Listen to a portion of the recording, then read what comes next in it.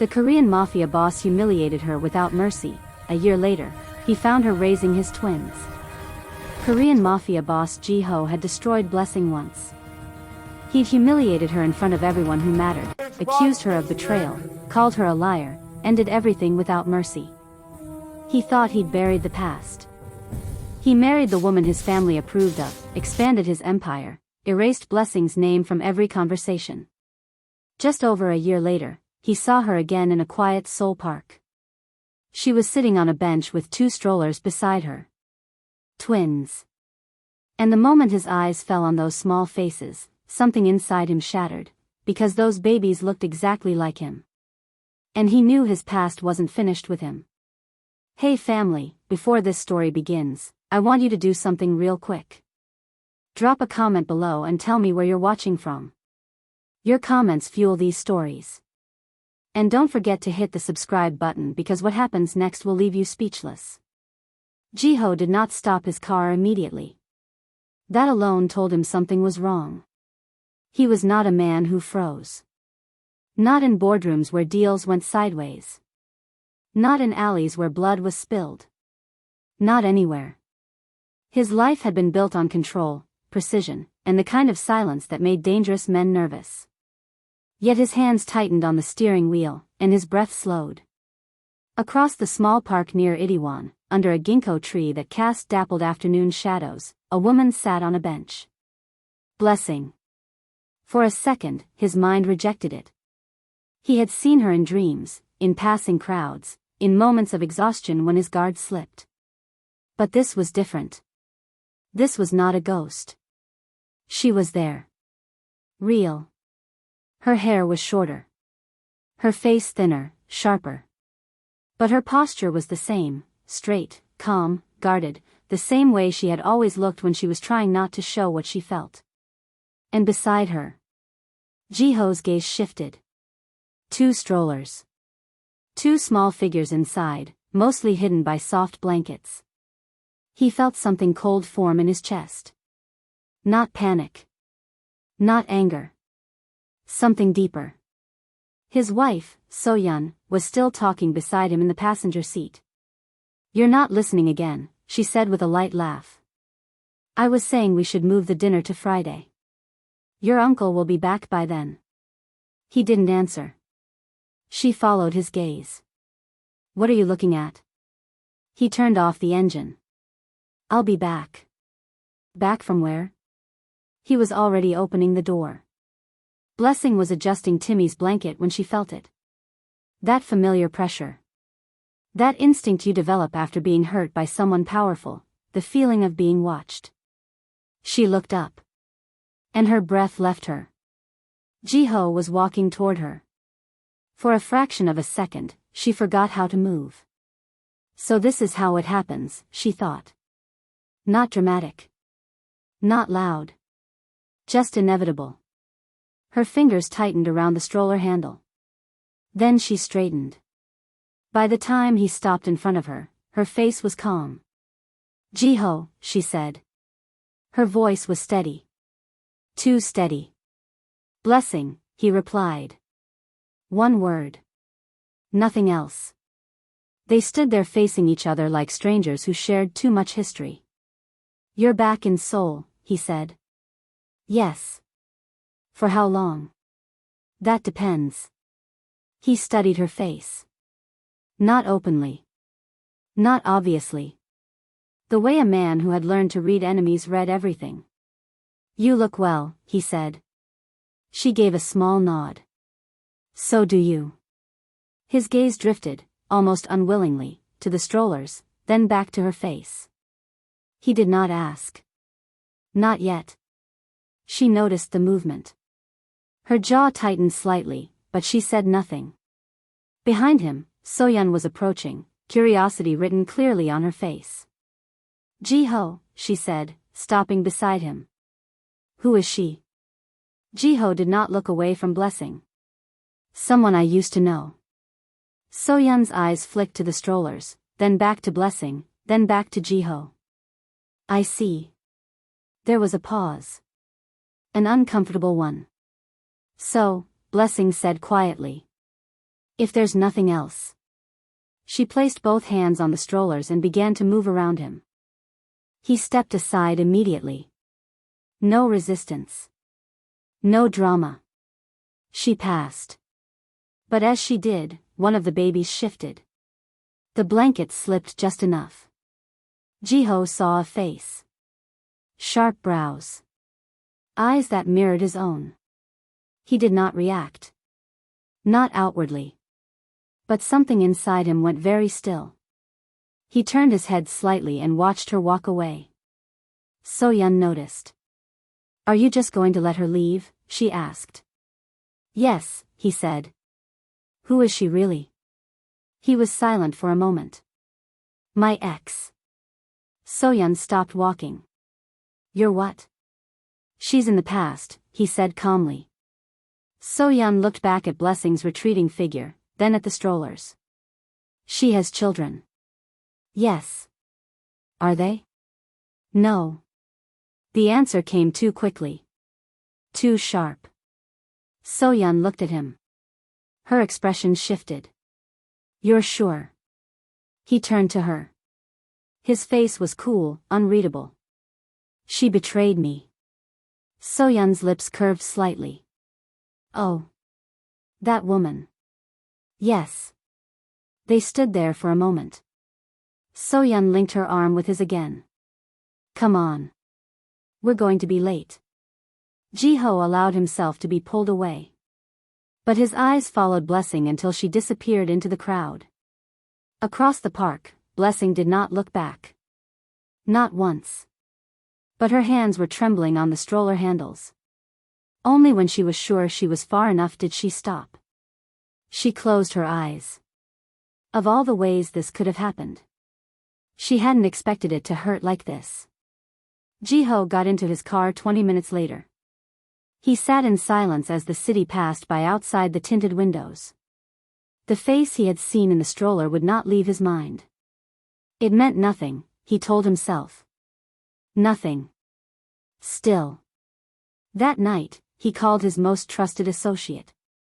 Find out why Blessing is back in Seoul, he said. Who she works for. Where she lives. Who she's connected to. There was a brief pause. And the children? The associate asked carefully. Jiho was silent for a long moment. Everything, he said finally. I want to know everything. He ended the call and stared out at the city lights. Somewhere out there, Blessing was putting two babies to sleep. Babies who looked like him. And whether he wanted to admit it or not, his past had just walked back into his life. But to understand how they arrived at this moment, to understand the depth of what had been broken, you have to go back. Back to a chandelier-lit reception hall. Back to the night Jiho destroyed everything. Back to where it all began. A year ago, Jiho did something he had never undone. Jiho told himself it was finished. 3 months after that night in the chandelier-lit hall, he married So-yeon in a ceremony that made headlines in circles that mattered. Old families attended. Dangerous men raised glasses. Alliances were sealed in silk and champagne. So-yeon stood beside him in ivory, her smile perfect, her hand steady in his. She was everything a man in his position needed. Connected. Composed. She understood the language of power without needing translation. Blessing's name disappeared from conversations. Jiho made sure of it. His empire expanded in the months that followed. He absorbed a rival's territory in Busan. Opened legitimate fronts in shipping and real estate. Cemented control over operations that had been unstable for years. Money flowed. Respect followed. On paper, Jiho had everything. But some nights, he didn't sleep. He would stand at the floor-to-ceiling windows of his penthouse, staring at Seoul's glittering skyline, and feel something he refused to name pressing against his chest. It wasn't guilt. He had been right to end things. She had embarrassed him. Betrayed his trust. He told himself this repeatedly. Still, when So-yeon mentioned Blessing once, casually, cruelly, at a dinner party, Jiho's response was sharp enough that conversation stopped. Her name doesn't exist here, he said quietly. So-yeon never mentioned her again. But she noticed. She always did. The day everything changed started ordinary. Ji-ho had meetings scheduled. Contracts to review. A dinner with a politician who needed reminding about old debts. He left his office early, taking the car through neighborhoods he rarely passed through anymore. Traffic slowed near Itaewon. Construction, his driver said. An accident up ahead. Ji-ho barely looked up from his phone at first. Then something made him glance out the window. The park was small, unremarkable. Ginkgo trees. A few benches. Mothers with children. Students on lunch breaks. And her. Ji-ho's breath stopped. Blessing sat on a bench beneath a tree, her profile turned slightly away from the street. Her hair was shorter, cut just below her shoulders now. Her posture was different. Not broken. Not defeated. Guarded. Strong in a way that came from surviving something alone. She wore simple clothes. Jeans. A soft sweater. Nothing like the elegant dresses she used to wear when she stood beside him at events. Beside her were two strollers. His mind went blank. Seoul is full of women, he told himself. You're seeing ghosts. But then one of the babies shifted. A small hand reached up. The blanket slipped. Sunlight hit a tiny face. Ji-ho felt something cold slide down his spine. Sharp brows. The same angle of the jaw. Eyes that, even from this distance, even in a child so young, looked like his own. No. The word formed in his mind like a reflex. It means nothing. Coincidence. Seoul is full of. But his thoughts fractured. Blessing hadn't seen him yet. She was adjusting something in one of the strollers, her movements careful, practiced. Maternal. The traffic began to move. His driver eased the car forward. Ji-ho turned in his seat, watching through the rear window as the park, and Blessing, disappeared behind them. He faced forward again. So-yeon was speaking beside him, something about dinner arrangements, but her voice sounded distant. Hollow. Ji-ho? What? His tone was sharper than intended. She studied him. Are you all right? Fine. But he wasn't. That night, he stood at his window again, staring at the city. Trying to convince himself of what he had not seen. Twins. Her. That face. It meant nothing. But the numbers pressed against his mind. A year since he'd destroyed her. 11 months, maybe 12, since she'd left Seoul. The timeline aligned too perfectly. He poured a drink. Didn't touch it. At 2 a.m., he made a call. I need information, he said when his most trusted associate answered. Quietly. On? Ji-ho hesitated. Then, Blessing. She's back in Seoul. Silence on the other end. Then, are you sure you want? Everything, Ji-ho said. Where she lives. Who she works for. Why she's back. Another pause. And if there's anything else? Ji-ho knew what he meant. Everything, he repeated. He ended the call and returned to the window. Somewhere out there, Blessing was putting two babies to sleep. Babies who shouldn't exist. Babies whose faces he couldn't unsee. And whether he wanted to admit it or not, whether he could afford to admit it or not, something was very, very wrong. Blessing felt him before she saw him. It was an instinct she developed over months of being watched, judged, and discarded by powerful men. A pressure in her chest. A shift in the air. The sensation of being observed by someone who knew how to do it without being obvious. She looked up from her phone. Ji-ho stood 10 feet away. Time didn't stop. Her heart didn't race. Those were luxuries she'd lost the night he destroyed her. Instead, something inside her went still and cold. He looked the same. Impeccably dressed in dark wool. Hair perfectly styled. Expression unreadable. The kind of man who could sign a business deal or order someone's disappearance with the same calm. She straightened slowly, her hands resting on the stroller handles. "Jiho," she said. Her voice carried no emotion. No surprise. Just acknowledgement. Blessing. One word. Her name. Nothing more. They stood there, two people who had once planned a life together, now strangers bound only by what they'd destroyed. "You're back in Seoul," he said finally. "Yes." "For how long?" She tilted her head slightly. "Does it matter?" His jaw tightened almost imperceptibly. "I'm asking." "Then I'm choosing not to answer." Silence stretched between them. Not uncomfortable. Not peaceful. Just heavy with everything unsaid. His gaze drifted, briefly, carefully, to the strollers beside her. Two sleeping forms bundled in soft blankets. He looked at them the way someone might look at evidence they weren't ready to examine. He didn't ask. She noticed.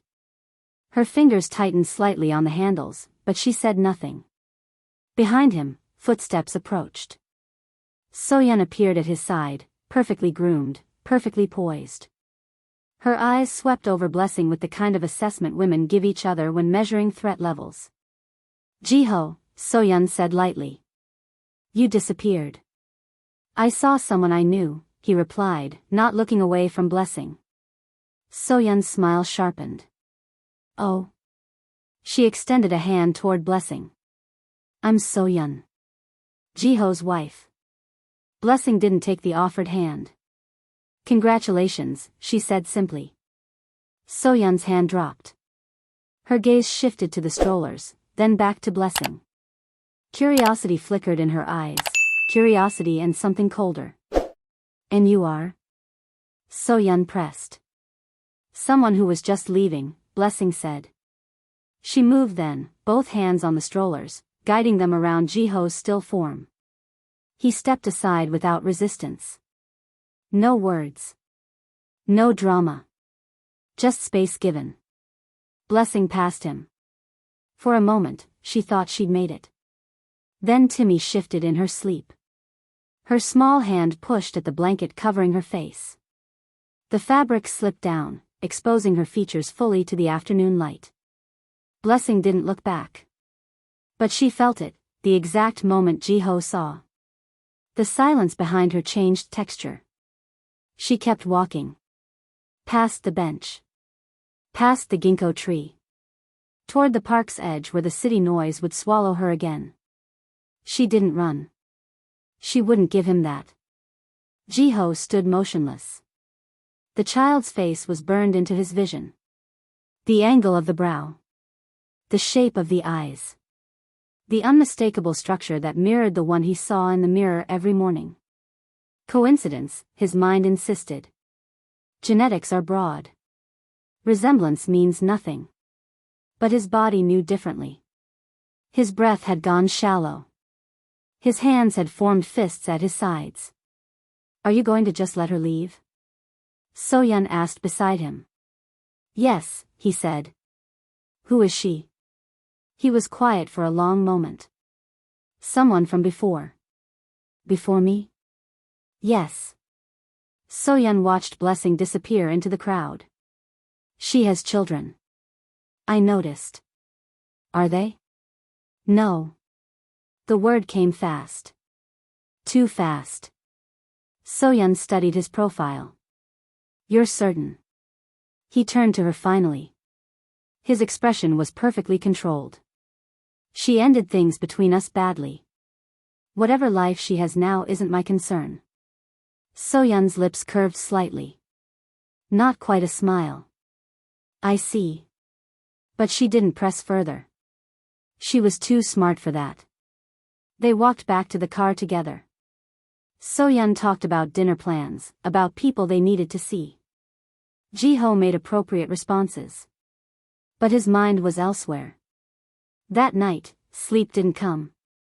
Jiho stood at his window, the same position he'd occupied too many nights recently, and stared at the city lights. His penthouse was silent. So-yeon had retired to her own room hours ago. They maintained separate spaces. It was practical. Expected. He poured whiskey. Watched the amber liquid catch the light. Didn't drink. The child's face kept returning. Not as a vague memory. As a photograph. Sharp. Undeniable. 2 children. Twins, presumably. The right age. The right timeline. It meant nothing. But the lie felt thinner now. He thought of Blessing's face in the park. The way she'd looked at him with nothing, no anger, no longing, no pain. Just, nothing. As if he were a stranger she'd once known briefly and forgotten. That bothered him more than he wanted to admit. At 3 a.m., his phone buzzed. His associate. "I have preliminary information," the message read. "Should I send it now or wait for morning?" Jiho stared at the screen. One word would open a door he might not be able to close. His finger hovered over the keyboard. Then he typed, "Send everything." The response came immediately, "Understood." Jiho set the phone down and returned to the window. Somewhere in Seoul, Blessing was sleeping. Or maybe she was awake too, staring at her own ceiling, wondering if the life she'd built was about to collapse again. And 2 children, children who looked like him, were sleeping in cribs, unaware that their existence had just cracked open a past that was supposed to stay buried. He finished the whiskey in one swallow. By morning, he would know the truth. And by morning, everything would change. The report arrived at 6 a.m. Jiho was already awake, showered, dressed. He'd given up on sleep around 4. The file appeared on his encrypted phone, clean, thorough, exactly what he'd paid for. He read it standing by the window, coffee untouched on the table beside him. Subject, Blessing Winifred. Status, active residence in Seoul, Yongsan District. She'd returned 3 weeks ago. Quietly. No announcements. No contact with old acquaintances. She rented a modest 2-bedroom apartment in a building that housed mostly young families and remote workers. Employment, contract work for an international consulting firm based in Singapore. Flexible hours. Decent income but nothing extravagant. No Seoul office visits required. Social connections, minimal. A neighbor who occasionally helped with childcare. A pediatrician. A grocery delivery service. No man. No romantic entanglements of any kind. The notation was clinical, factual. But Jiho read it twice. He scrolled further. Children, 2. Female. Twins. Names, Timmy and Zara. Age, 11 months. His finger stopped moving. 11 months. The timeline pressed against his chest like a physical weight. He counted backward automatically. 11 months. Conception would have been 14 months ago. Maybe 13. Right before everything ended. Right before that night in the chandelier-lit hall. Coincidence, he told himself. But the word felt hollow. He kept reading. Birth records showed a private hospital in Bangkok. High-end. Discreet. The kind wealthy people used when they wanted privacy. Blessing had delivered there and returned to Seoul only recently. Father's name on the birth certificate, not listed. Jiho's jaw tightened. Blood type information was harder to obtain, but his associate had managed it. B positive. Both children. His blood type. Not proof.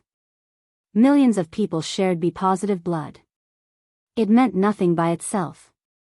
But paired with the timeline. The resemblance. The age. The pieces refused to stay scattered. Jiho called his associate at 7. "I need more," he said without preamble. "More what?" The man's voice was careful. Professional. Medical records. Delivery details. Who paid for the hospital stay? Who was listed as emergency contact? Silence on the other end. Then, that's difficult to obtain without raising flags. I don't care about flags. I care about information. Sir, if I may, the associate hesitated. What exactly are we looking for here? Jiho stared at the city below. Dawn was breaking, painting the buildings in shades of gray and gold. Confirmation, he said finally. Of? Everything. He ended the call. The day passed in fragments. Meetings he barely registered. Contracts he signed without reading closely. Dinner with Soyeon where he made appropriate conversation while his mind replayed a child's face, the angle of a tiny brow, the unmistakable shape of eyes he saw every morning in the mirror. Soyeon noticed. Of course she did. You're distracted, she said over wine. I'm thinking. About? Business. She didn't believe him. He could see it in the way her expression shifted, subtle, calculating. But she didn't press. Not yet. That night, alone again, Jiho pulled up the report on his laptop. Studied the photographs his associate had managed to capture. Blessing at a market. Blessing pushing the strollers through a park. Blessing lifting one of the twins, Timmy, he thought, into her arms. In the photo, the child's face was visible. Clear. Undeniable. He zoomed in. Sharp brows. The same ones he'd inherited from his father. The same ones that stared back at him from mirrors and photographs and reflections in windows. It means nothing, his mind insisted. But his hands were shaking. He closed the laptop. Stood.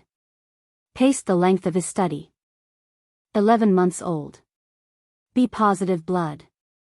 Born in a private hospital with no father listed. Resemblance that was too specific to ignore. And Blessing, who had walked away from him a year ago carrying something he'd never known existed. The possibilities arranged themselves in his mind with brutal clarity. 1. The children were his. She'd known. She'd left anyway. She'd carried them alone and said nothing. 2. The children weren't his. The resemblance was coincidence. The timeline was coincidence. Everything was coincidence. But Jiho didn't believe in coincidence. Not in his world. Not when the stakes felt this high. He returned to the window. Seoul sprawled below him, glittering and indifferent. Somewhere in Yongsan district, Blessing was putting 2 children to bed. Children who might be his.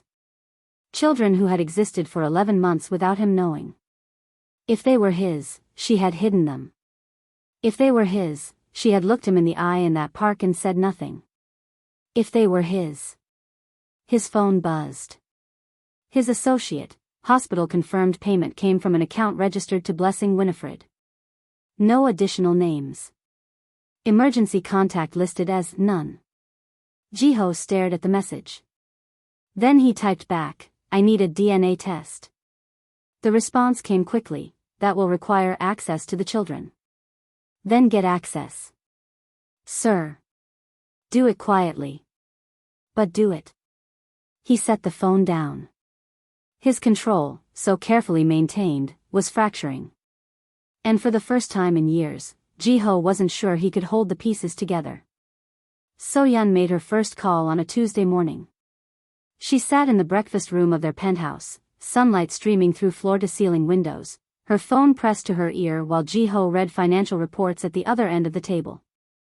Yes, she said pleasantly. I'm calling about a contractor you work with. Blessing Winifred? I represent a potential client who had concerns about her previous work.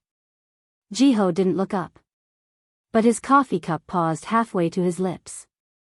Soyeon smiled into the phone. Oh, nothing concrete. Just wanted to verify her reliability before moving forward. You understand. She ended the call. Took a delicate sip of tea. Something wrong? Jiho asked without raising his eyes from the report. Just business, Soyeon replied smoothly. Nothing important. But it was important.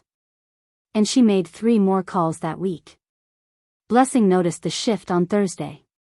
Her primary client, the one who provided 60% of her income, sent a terse email requesting they pause the current contract pending internal review.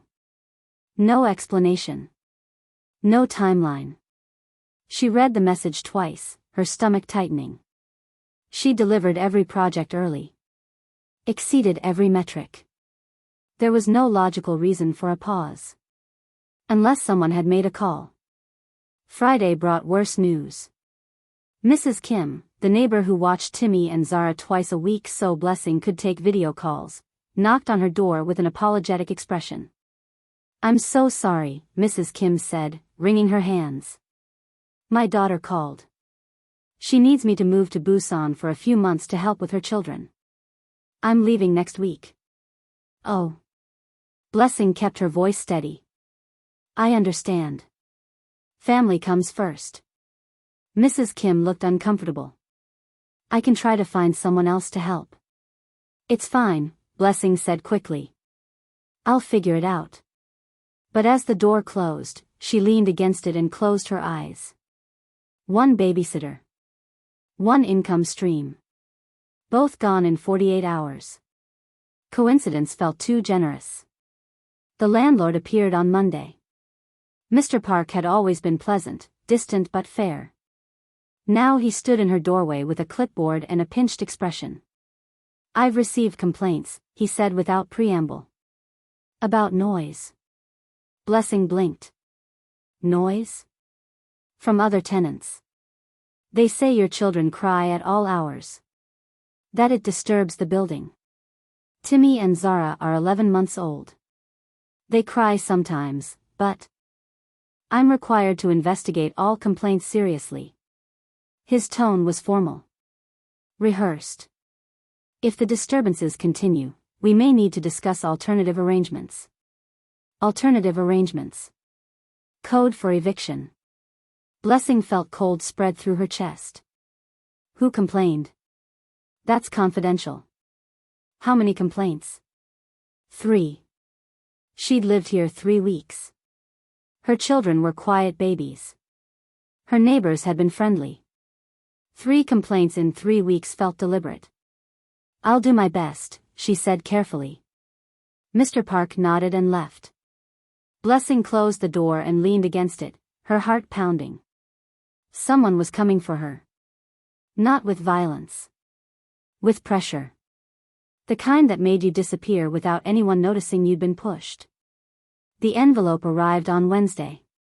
Blessing found it when she returned from the market, Timmy and Zara strapped into their strollers, bags of groceries hanging from the handles. It had been slipped under her door, plain, unmarked, perfectly placed. She left the twins in the entryway and opened it.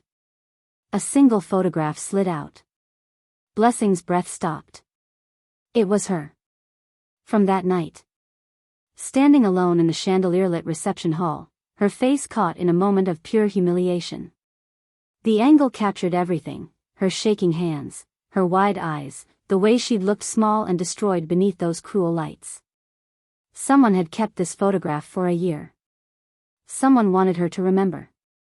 No note. No explanation. Just this frozen moment of her worst night. Her hands trembled as she turned the photo over. Nothing. Blank. Behind her, Zara started to fuss. The sound pulled Blessing back to the present. She shoved the photograph back into the envelope and dropped it on the counter like it burned. She lifted Zara from the stroller, then Timmy, holding them both against her chest as she sank onto the couch.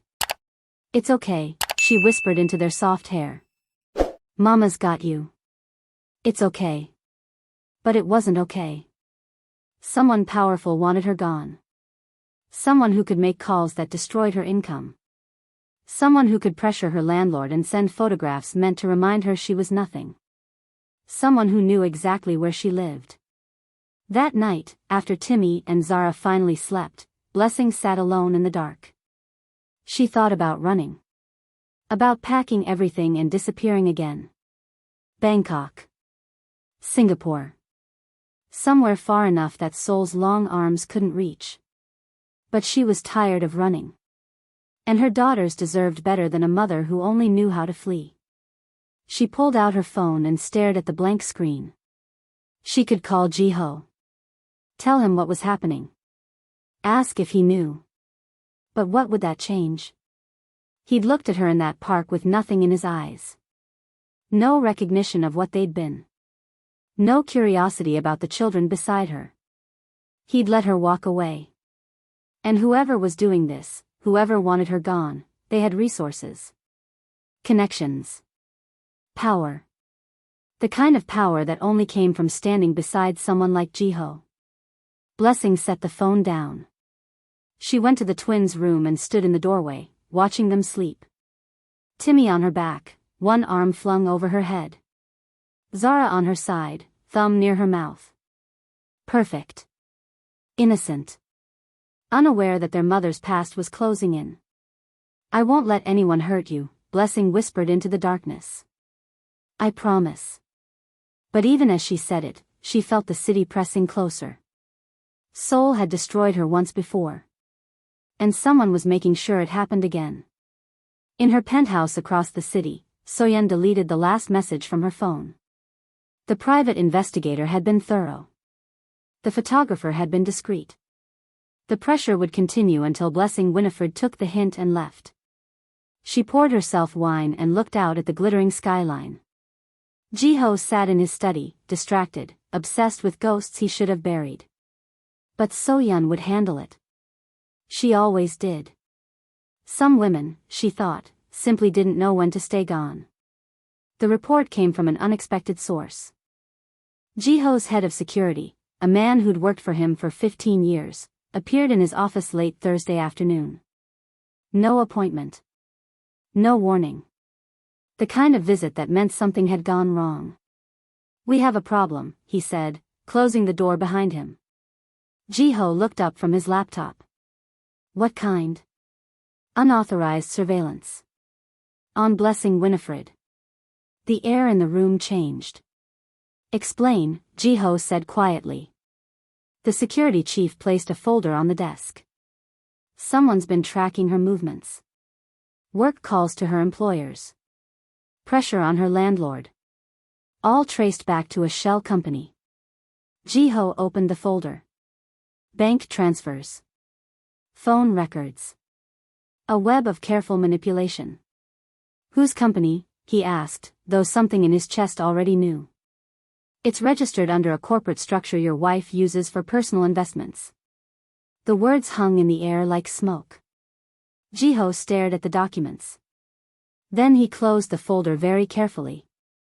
Thank you, he said. That will be all. The security chief hesitated. Sir, if you need. That will be all. The man left. Ji-ho sat alone in his office for a long time, the folder untouched on his desk. Then he went home. Soyeon was in the sitting room when he arrived, reading a book with wine beside her. She looked up as he entered, her expression pleasant. You're home early, she said. Ji-ho closed the door behind him. Walked to the center of the room. Stopped. Tell me about Blessing Winifred, he said. Soyeon's expression didn't change. She set the book down carefully, crossed her legs. What about her? The surveillance. The harassment. The pressure. A beat of silence. Then Soyeon smiled slightly. You found out. No denial. No surprise. Just calm acknowledgement. Why? Ji-ho asked. Because she's a threat. She's a woman with 2 children living quietly in Yongsan. How is she a threat? Soyeon stood, moving to the bar to refill her wine glass. She came back to Seoul. She positioned herself where you would see her. Those children, she paused, glass halfway to her lips. Those children look like you. So you decided to destroy her life. I decided to protect what's mine. Soyeon turned to face him fully. You've been distracted since you saw her. Obsessed. Making inquiries. You think I don't notice? I think you had no right. I had every right. Her voice remained calm, reasonable. I'm your wife. This is our life. Our position. I won't let some woman from your past threaten it. She hasn't threatened anything. Not yet. So-yeon took a sip of wine. But she would have. Eventually. They always do. Ji-ho stared at her. Really looked at her for the first time in months. The perfect posture. The calculated calm. The cold practicality he'd once thought was strength. The photograph, he said. The one from that night. You sent it. I thought she should remember her place. Her place? Gone. So-yeon set the glass down. She should have stayed gone. The room felt smaller suddenly. Colder. Stop the harassment, Ji-ho said quietly. All of it. Today. Or what? Or I will stop it for you. So-yeon studied him. Then she laughed, light, dismissive. You won't. You need me. My family's connections. My father's political reach. You can't touch me without damaging yourself. She was right. And they both knew it. Besides, So-yeon continued, what do you care? You destroyed her yourself a year ago. I watched you do it. You humiliated her in front of everyone and called it justice. The words landed like physical blows. If she's broken now, So-yeon said softly, you started it. I'm just finishing what you began. Ji-ho left the penthouse. He drove without destination, the city passing in blurs of light and shadow. He ended up at his office building, empty at this hour, and took the elevator to the top floor. His assistant had left a sealed envelope on his desk. DNA results. He stared at it for a long time before opening it. The lab report was clinical. Precise. Definitive. Probability of paternity, 99.99%. Subject 1, Timmy biological match confirmed. Subject 2, Zara biological match confirmed. The words blurred. Ji-ho set the report down very carefully. Then he walked to the window and looked out at Seoul. His daughters. He had 2 daughters. 11 months old. Born in a foreign city because their mother had fled rather than face him.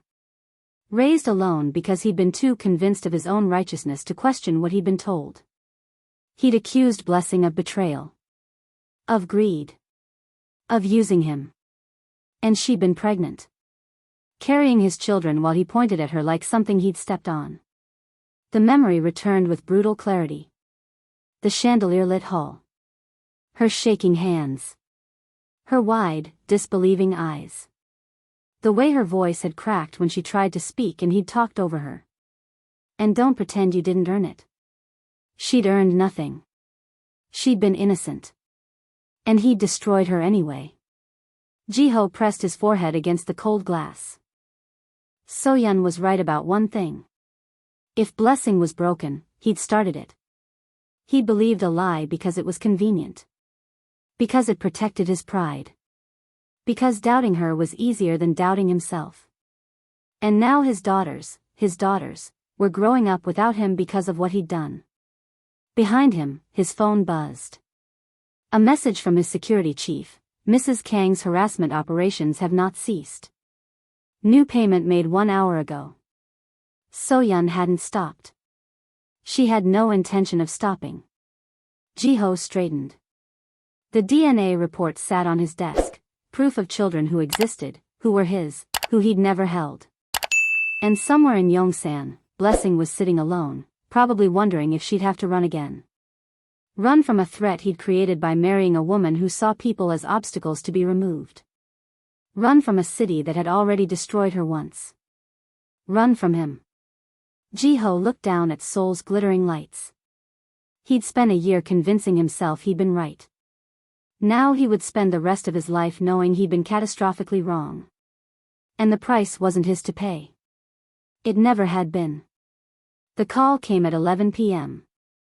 Jiho's security chief, voice tight. There's been an incident. Blessing Winifred. A car came too close while she was crossing the street with the children. Witnesses say it looked deliberate. Jiho was moving before the man finished speaking. Is she hurt? Shaken. The strollers are fine. She got them out of the way in time. Where is she now? Her apartment. But sir, the car was registered to one of your wife's secondary holdings. Jiho's blood went cold. I'm on my way. He didn't call So-yeon. Didn't go home. He drove straight to Yongsan, breaking every traffic law between his office and Blessing's building. So-yeon had crossed a line. And this time, there would be consequences. Blessing heard the knock and knew. Not who. But that it mattered. She'd spent the last hour sitting on the floor between Timmy and Zara's cribs, watching them sleep, her hands still shaking from the near miss. The car had come from nowhere. Black. Tinted windows. Close enough that she'd felt the heat of the engine as she'd thrown herself and the strollers onto the sidewalk. A warning. Or an attempt. She wasn't sure which was worse. The knock came again. Firmer. Blessing stood, checked the peephole, and her stomach dropped. Jiho. She considered not opening the door. Considered pretending she wasn't home. But he would know. He always knew. She opened it. He looked different. Disheveled in a way she'd never seen.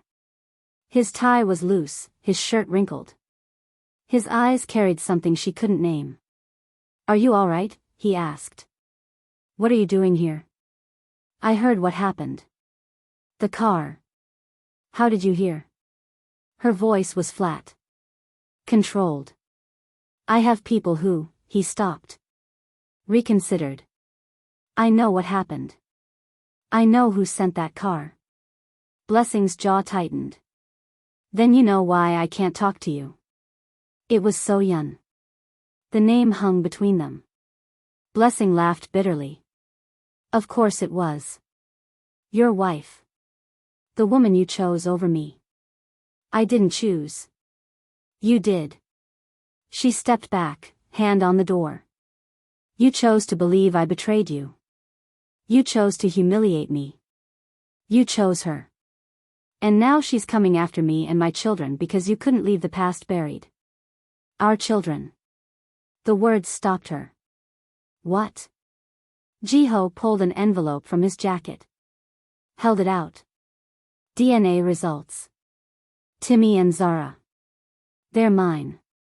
Blessing stared at the envelope like it was a weapon. She didn't take it. I know, she said quietly. You knew. Not a question. An accusation. Of course I knew. Her voice hardened. I was there when they were conceived, Jiho. I was there through every doctor's appointment, every sleepless night, every moment you weren't. You never told me. You never gave me the chance. She stepped forward now, anger finally breaking through. You destroyed me in front of everyone. You called me a liar and a user and told me I was never worth standing beside you. I was pregnant, Jiho. 3 weeks pregnant. And you threw me away like garbage. His face went pale. I didn't know. You didn't want to know. You wanted to believe I was guilty. It was easier. Cleaner. She crossed her arms. So I left. And I had them alone. And I raised them alone. And I never once regretted keeping them away from you. Blessing. No. Her voice was steady now. Final. You don't get to show up now. You don't get to see those results and decide suddenly you care. You had a year. You chose silence. I was wrong. The words came out raw. Broken. Everything I believed about you, all of it, was a lie. So-yeon orchestrated it. She fed me false evidence, manipulated witnesses. I should have questioned it. I should have trusted you. I didn't. Blessing's expression didn't soften. And that's supposed to make it better? No. Nothing makes it better.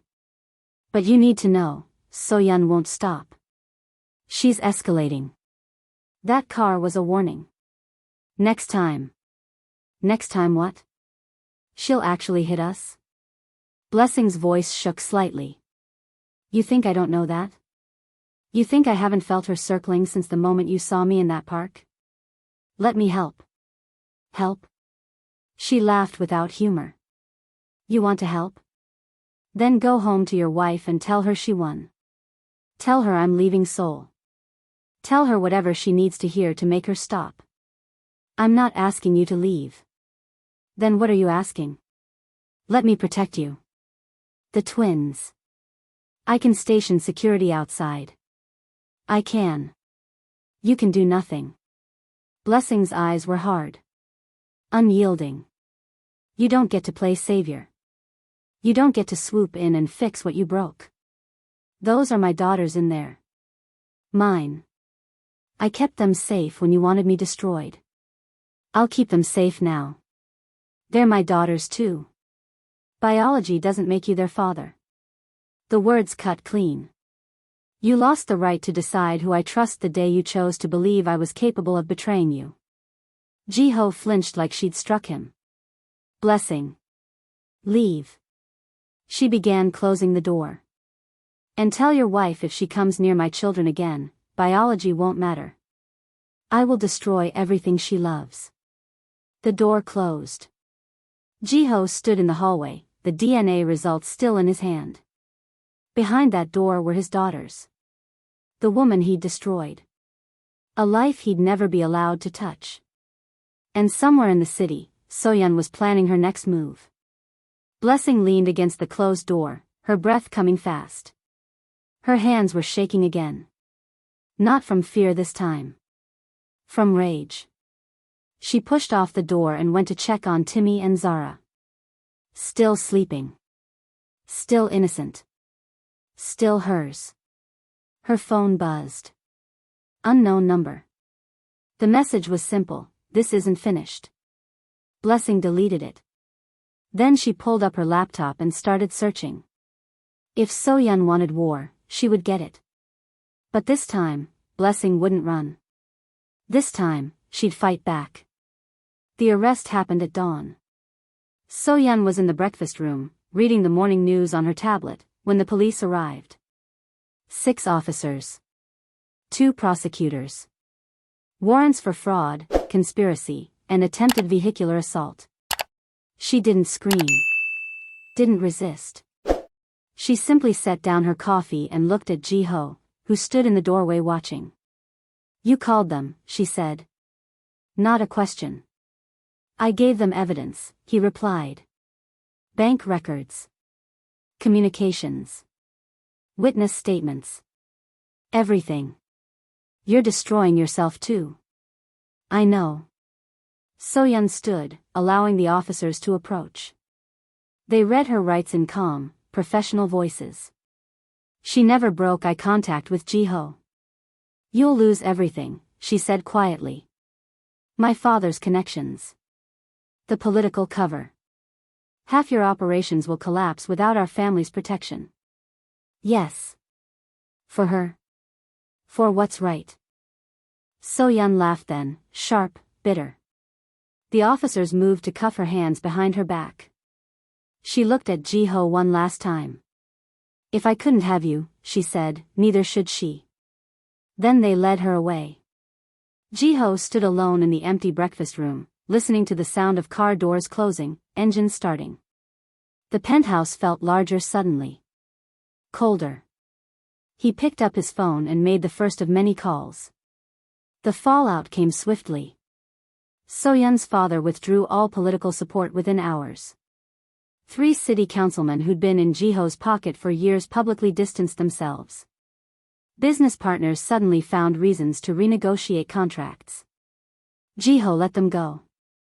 He met with his senior lieutenants in his office. 12 men who'd helped build his empire over the last decade. I'm stepping back from certain operations, he said without preamble. Anything involving extortion, coercion, or violence. Those divisions will be sold or dissolved. The room erupted. You're cutting our revenue in half. The political connections are gone. We're exposed. This is suicide. Ji-ho waited for silence. Then, this is necessary. Those who want to stay under the new structure are welcome. Those who don't can leave with compensation. 6 of them walked out that day. The remaining 6 looked at him like he'd lost his mind. Maybe he had. But for the first time in years, he could breathe. Blessing received the letter a week later. It was delivered by courier. Official. Legal. A formal notification that So-yeon had been charged and was awaiting trial. Attached was a restraining order protecting Blessing and the twins from any further contact with So-yeon or her associates. Blessing read it twice, standing in her kitchen while Timmy and Zara played on the floor behind her. A knock came at the door that evening. Ji-ho. Again. She almost didn't open it.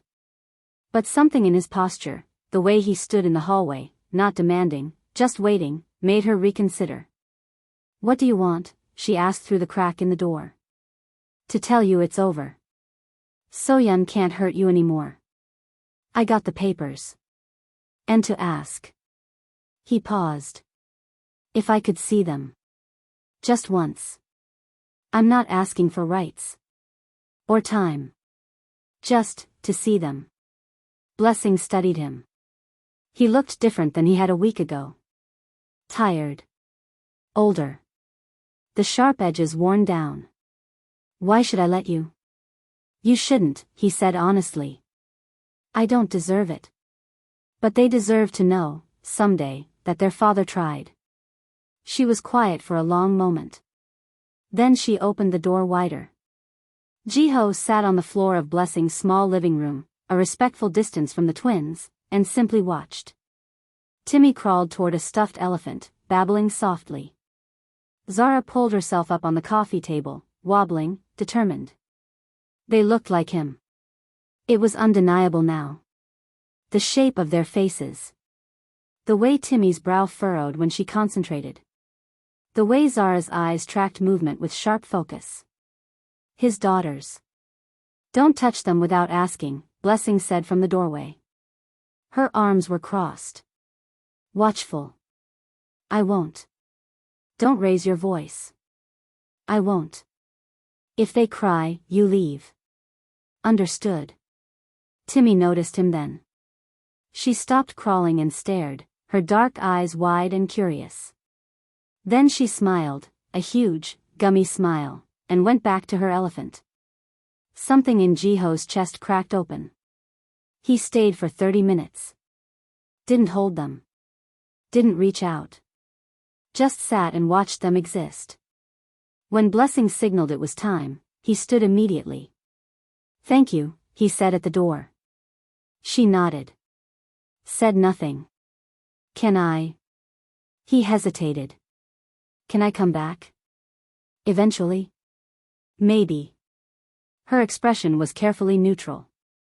On my terms. When I decide. If I decide. That's more than I deserve. Yes, she said. It is. The weeks that followed established a pattern.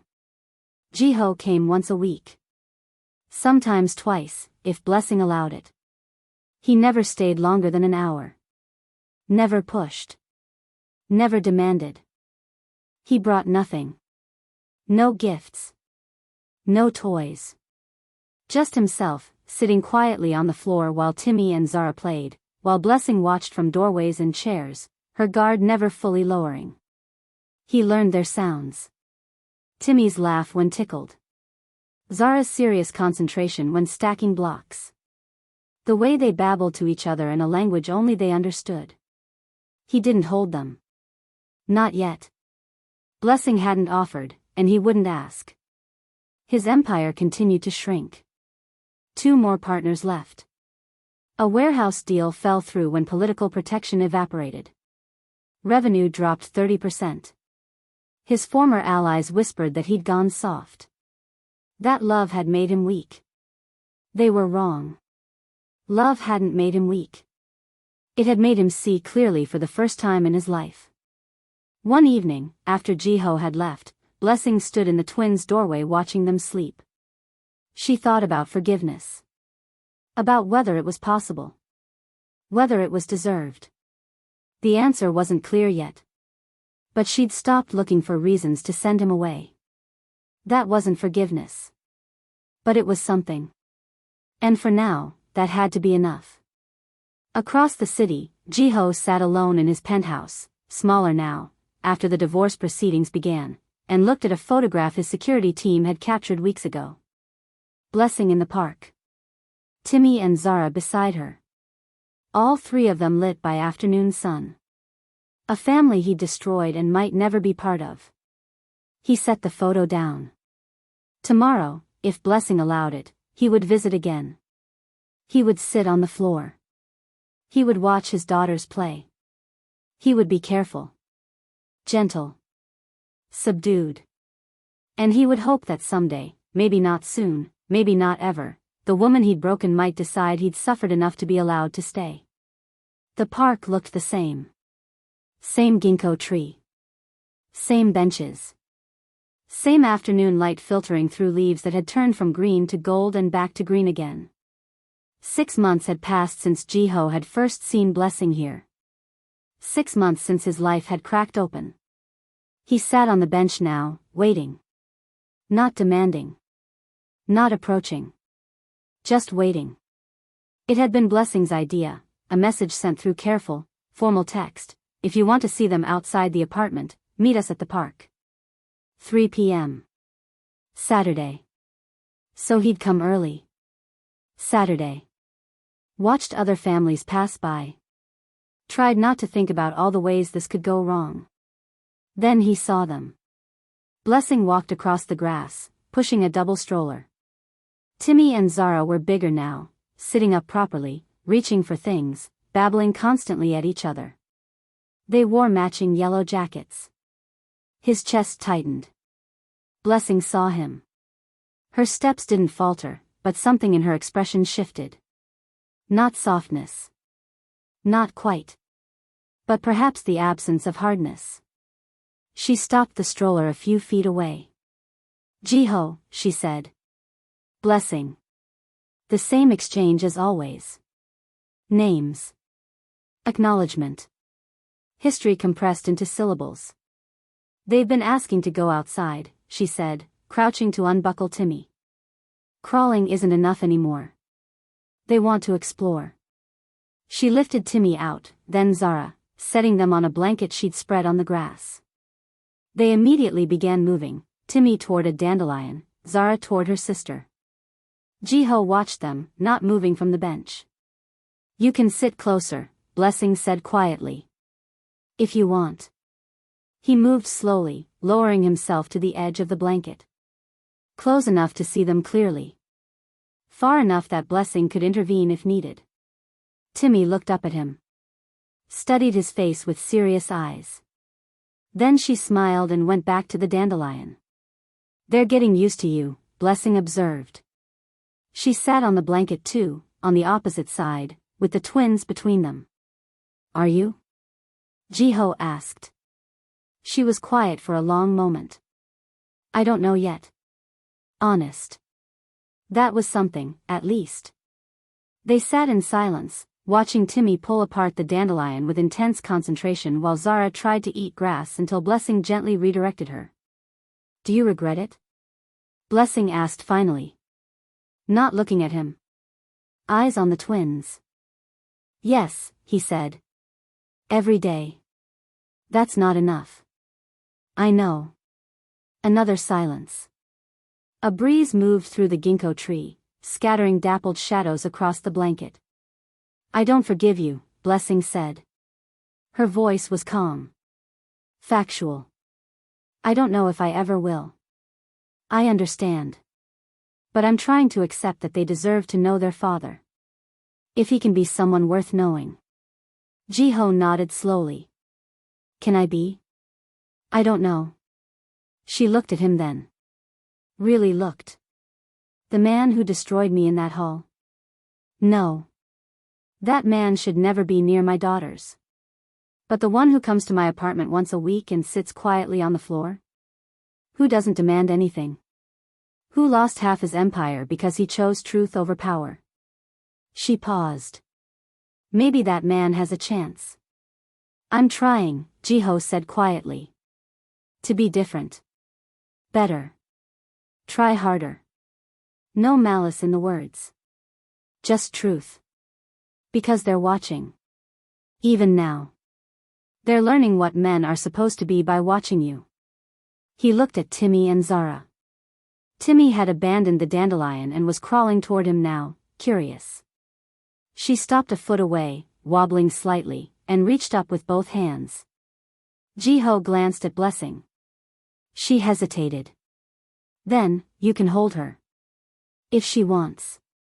He moved slowly, carefully, lifting Timmy into his lap. She was heavier than he'd imagined. Solid. Real. She grabbed his finger with surprising strength and pulled it toward her mouth.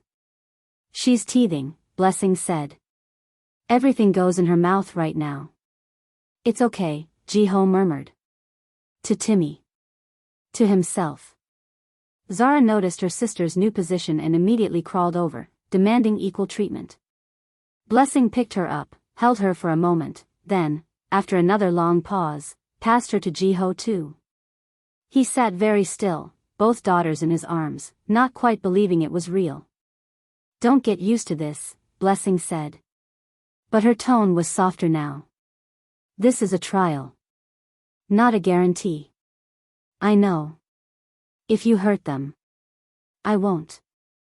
If you disappoint them. I'll try not to.